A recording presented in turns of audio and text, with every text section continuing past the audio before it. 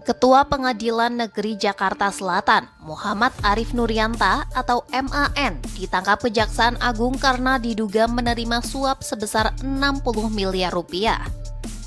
Suap itu diduga untuk menjatuhkan vonis bebas kepada 3 terdakwa perusahaan sawit dalam kasus pemberian fasilitas ekspor crude palm oil atau CPO.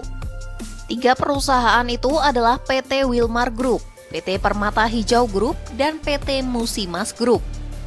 Arif yang sebelumnya menjabat sebagai Wakil Ketua Pengadilan Negeri Jakarta Pusat diduga menerima suap dan gratifikasi untuk mengatur putusan bagi 3 terdakwa korporasi itu.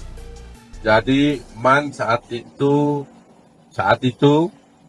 menjabat sebagai Wakil Ketua Pengadilan Negeri Jakarta Selatan.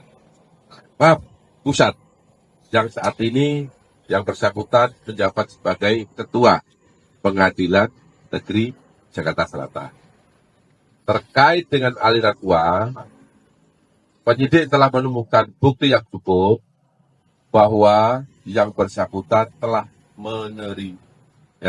diduga menerima uang tadi yang saya sampaikan sebesar 60 miliar rupiah untuk pengaturan putusan, agar putusan tersebut dinyatakan outlaw, di mana penerimaan itu melalui seorang panitera namanya WG.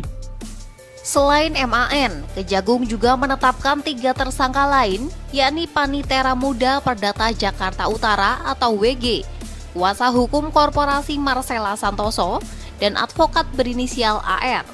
Ketiga tersangka tersebut diduga terlibat dalam korupsi suap dan gratifikasi yang melibatkan tersangka Hakim Arif.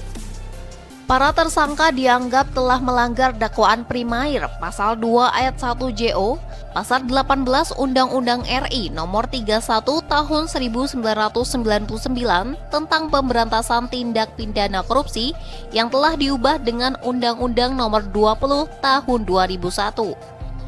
Sebagai informasi, menurut laman resmi Mahkamah Agung, ketiga korporasi yang terlibat dalam kasus tersebut dinyatakan bebas dari semua tuntutan jaksa penuntut umum dalam kasus pemberian fasilitas ekspor CPO pada 19 Maret 2025. Dalam putusan itu, majelis hakim menyatakan bahwa terdakwa terbukti melakukan perbuatan yang didakwakan, namun tidak dianggap sebagai tindak pidana, sehingga mereka dibebaskan dari semua dakwaan jaksa penuntut umum.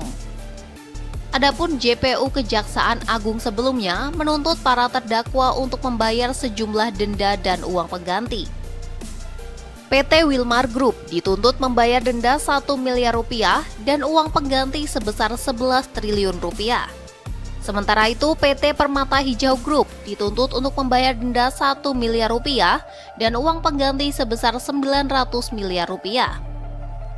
Di sisi lain, PT Musimas Group dituntut untuk membayar denda sebesar 1 miliar rupiah dan uang pengganti sebesar 4 miliar rupiah. Download Tribun X sekarang, menghadirkan lokal menjadi Indonesia.